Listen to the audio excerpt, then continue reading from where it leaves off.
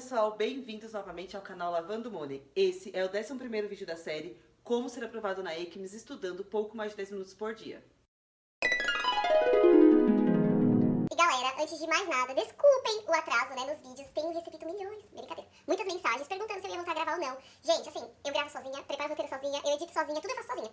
Então, eu tento conciliar a minha vida, normal, que eu tenho uma vida normal aqui, com a gravação dos vídeos. Mas não desisti, eu não vejo a hora de terminar de gravar pra vocês. Então é o seguinte, agora a gente vai que vai. Vamos tirar esse atraso nos próximos dias. Eu vou tentar subir mais de um vídeo agora, por semana, 2, 3. Vamos ver quantos eu vou conseguir, gravar, editar e subir pra vocês. Mas enfim, fiquem aqui, não desistam, eu espero, assim, pelo que eu tenho recebido, na verdade, feedback. Eu sei que tem ajudado muita gente. Todo mundo que fez a prova já com um pouquinho de vídeo que eu já subi falou que ajudou bastante. Que caiu realmente na prova. Quando eu falo, gente, vai cair isso aqui na prova, realmente é porque vai cair, é porque cai, é porque caiu na minha, é porque eu tenho feedback de pessoas que estão fazendo a prova e que tá caindo, que eu falo que vai cair na prova. Então vamos lá, vamos voltar com tudo neste canal. Como vocês podem ver, nós estamos de cenário novo, eu perdi o meu cenário antigo, gente, até o cenário aqui a gente que faz aqui em casa. Mas é isso, cenário novo, cabelo novo, tudo novo. Vamos começar a falar agora do que é importante, do que é sério, da ECMS, do próximo assunto. E uma diquinha antes de eu começar a explicar é, leiam com atenção Todos os exemplos de comerciantes de veículo que a apostila tem, porque cai na prova.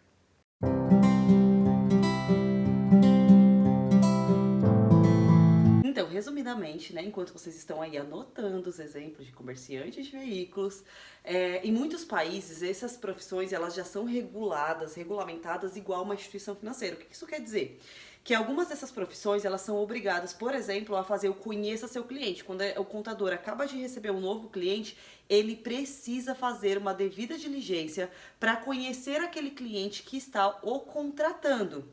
Ele também precisa fazer o monitoramento das atividades do cliente e até reportar alguma atividade suspeita quando ela ocorre. Então, advogado, contador, toda vez que recebe um novo cliente, não esqueçam, eles precisam, em alguns países, tá, galera? Não são todos os países ainda que já regulamentaram essas profissões que a gente considera profissões de risco, porque tem muito acesso à informação de cliente e expertise para fazer algumas coisas que eu vou falar daqui a pouco, o que essas pessoinhas conseguem fazer na sua profissão. Então, basicamente, eles já precisam fazer, eu conheço seu cliente, lembra lá daquela siglinha, CDD. Gente, não esqueçam essa sigla, porque ela vai cair muitas vezes na prova. Vários enunciados da prova vai usar essa palavrinha, devida diligência, CDD, enfim, essas palavras que estão falando sobre o contexto do conheça seu cliente, de uma profissão, de uma empresa, de um banco, de uma corretora que precisa fazer a devida diligência. Então, se vocês até esse momento não decoraram essa palavrinha ainda, mágica da prova, façam um favor, anotem bem grande aí no caderno de vocês, porque já era para ter decorado, CDD. Jéssica, beleza, entendi que alguns países, recomendam ou obrigam que essas profissões precisam fazer as mesmas diligências que as instituições financeiras fazem. Mas por que elas são perigosas? O que elas, o que tem de diferente dessas profissões que as tornam pessoas obrigadas a, por exemplo, fazer uma comunicação de seus clientes? Galera, eu já falei acho que dessa série aqui alguma vez, vou falar até de novo, porque, novamente, tem alguns personagens lá que explicariam tudo que eu vou explicar agora. Se vocês ainda não assistiram, Breaking Bad, vocês precisam assistir, está na Netflix, hein? Porque lá tem dois personagens, que um é advogado, Sol, Sol? Acho que é Sol. E a Skyler, que é a esposa, do personagem principal da série, a Skyler, ela é contadora. E o Sol, ele é, acho que é Sol, gente, o nome dele. Ele é o advogado do personagem principal. E os dois, eu não posso dar muito spoiler pra quem ainda não assistiu, mas enfim, os dois ali têm um papel fundamental em como o personagem principal faz para lavar o dinheiro do tráfico. Então assistam, tem outra série também, Ozark, que o personagem principal, que lava o dinheiro pra máfia, também posso falar muito, não dar muitos spoilers, que ele é contador também. Então, essas duas séries, elas explicam muito aqui esse capítulo da apostila. É uma forma legal, eu amo as duas séries, particularmente. É uma forma legal de você estudar, para um tópico da ECMS, e ainda aprender um monte de coisa sobre lavagem de dinheiro que essas duas séries falam. Então não percam, assistam Breaking Bad e Ozark. Outra característica que a apostila cita sobre essas profissões é que muitas vezes elas são utilizadas para funcionar como um representante, um procurador do beneficiário final nas contas de instituições financeiras. Então, quem já trabalha na instituição financeira, é bem comum, às vezes você está abrindo uma conta de um private, de um cliente mais rico, e ele coloca como procurador ali daquela conta o seu contador, o seu advogado. Por que isso é perigoso? Porque, gente, como a gente disse, são profissões que já possuem um conhecimento maior. E se a pessoa usar esse conhecimento, canalizar isso que ela sabe para coisa ruim, para coisa errada, com certeza é um meio muito mais fácil de lavar dinheiro. E muito mais difícil para a gente que trabalha nessa área de conseguir identificar essas situações suspeitas. Porque a pessoa sabe o que ela está fazendo, então ela vai fazer de uma maneira que não pareça o que ela está fazendo de verdade. Muito importante. Todo contador, advogado, tabelião, qualquer profissão que a apostila tenha citado, é lavador de dinheiro? Não, galera. Óbvio que não, por favor. Eu sou contadora, né, como eu disse, e obviamente, né, eu não uso o meu conhecimento para ajudar alguém a lavar dinheiro. Então, assim, só toma um pouco de cuidado, às vezes a gente tá lendo a apostila e a gente transforma aquilo num todo. Cuidado. Ai, todo advogado, todo contador que vem aqui pra mim, pronto, virou procurador de uma conta, agora todo mundo tá lavando dinheiro pro cliente. Não é isso, tá bom? Tenha isso em mente, por favor. Para finalizar esse tópico, deem realmente uma lida na apostila sobre, né, todos os exemplos que a apostila traz de como que a lavagem de dinheiro é feita por esses profissionais. Vale a pena ler. E por último, eu não lembro de ter caído na prova, mas a apostila fala sobre uma dificuldade que os países, alguns países que têm implementado as normas, né, as regulamentações para essas profissões sobre o sigilo do advogado, porque a profissão do advogado por si só, ela exige um sigilo em relação ao cliente. Então, assim, a partir do momento que a profissão, ela exige um sigilo em relação às atividades do cliente, mas eu quero que tenha uma norma que o advogado precise comunicar uma situação suspeita do cliente, como que, né, isso se contrapõe ali na norma. Mas enfim, era só uma informação adicional que a apostila traz, como eu disse, acho que não cai na prova, não lembro de ter caído na minha, mas vale aí comentar sobre isso, que o que tem se discutido hoje no mundo é como separar, né, o sigilo do profissional com eu quero que você comunique o que você vê de errado. E vamos ao próximo tópico da apostila, que é consultorias de investimento e de commodities. Se você trabalha em uma corretora, provavelmente sabe muito sobre esse assunto. Mas se não, talvez você não faça nem ideia do que sejam commodities. Inclusive, gente, eu tinha muita dificuldade de entender, né, esses produtos financeiros mais complexos. E aí eu acabei fazendo a minha pós-graduação em produto financeiro.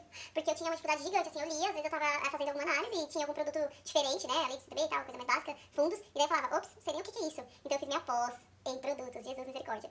Então, vamos lá, né? Vamos tentar explicar essa coisinha de uma forma simples. Basicamente, quando alguém negocia grãos, alimento, metais em uma bolsa de valores de mercado futuros, esses papéis que são negociados são chamados de commodities. Por exemplo, as commodities agrícolas normalmente são divididas em grãos, soja, milho e trigo, proteínas, carnes, leite e seus derivados e softs. Açúcar, cacau, café, suco de laranja e algodão, por exemplo. Então vamos de exemplo prático. Imagina que eu sou dona de uma fazenda que produz milho. Antes da minha colheita, eu vendo contratos de opção futura de milho por R$ 10. Na data do vencimento do contrato, os investidores têm a opção de exercer ou não aquele contrato, de comprar realmente meu milho por R$ 10 ou não. Expliquei o que era commodity, então agora vamos voltar para o título do tópico. De quem a gente está falando da commodity? Não, gente, do consultor de commodity. Como o próprio nome diz, ele tem o papel de dar consultoria aos seus clientes para falar, olha, isso é melhor, isso é pior, isso nananã, não compra isso, compra aquilo.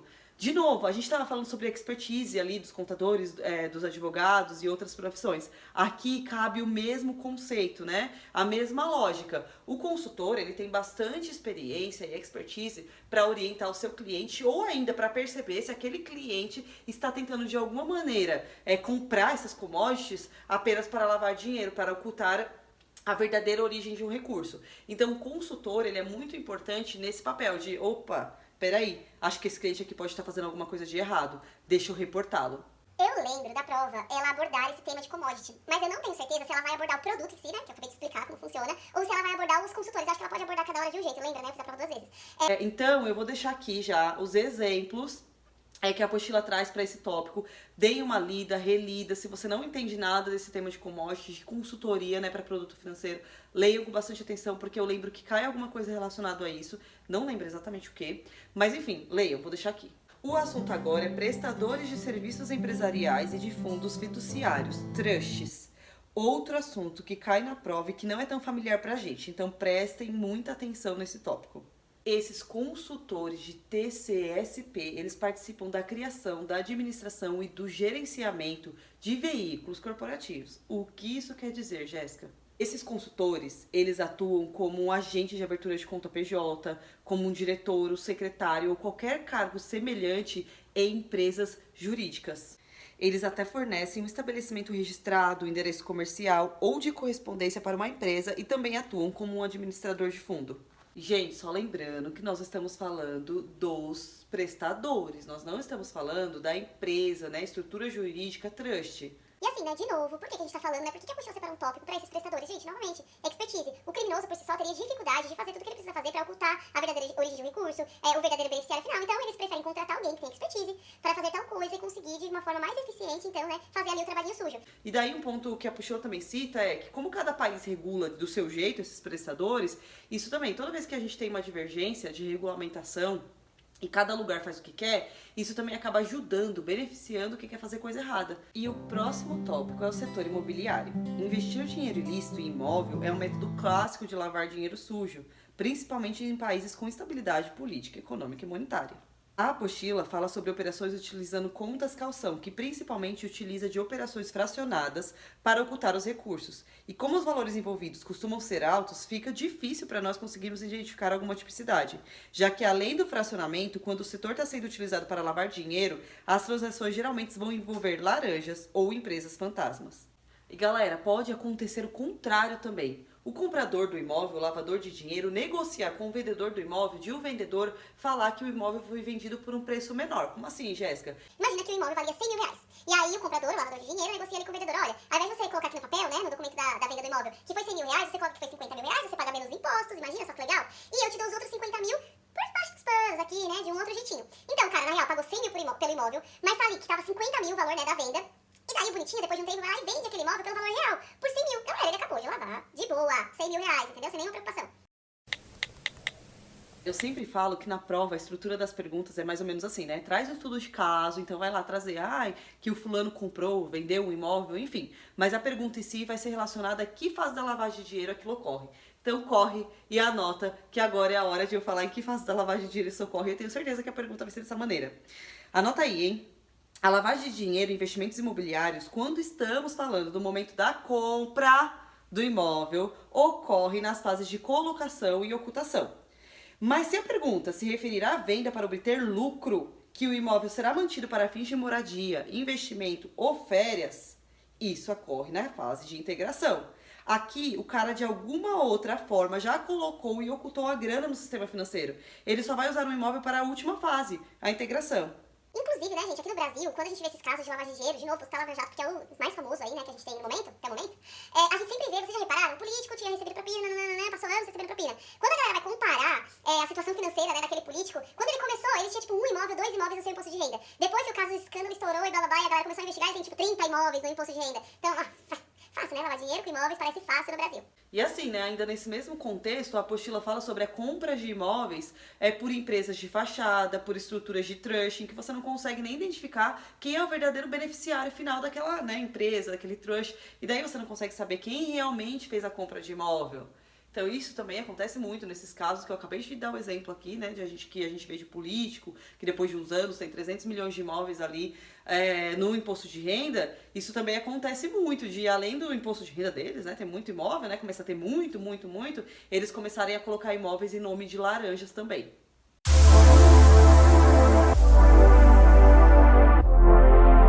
Galera, é isso. Esse foi o último tópico do vídeo de hoje. Se você ainda não curtiu esse vídeo, aproveita e faz isso agora. Se você ainda não se inscreveu no canal, também se inscreve no canal. Assim, quando eu postar o próximo vídeo, que vai ser em breve, você vai ser notificado. Se você ainda não segue a página no Instagram, siga também a página no Instagram. É isso, pessoal. Até mais.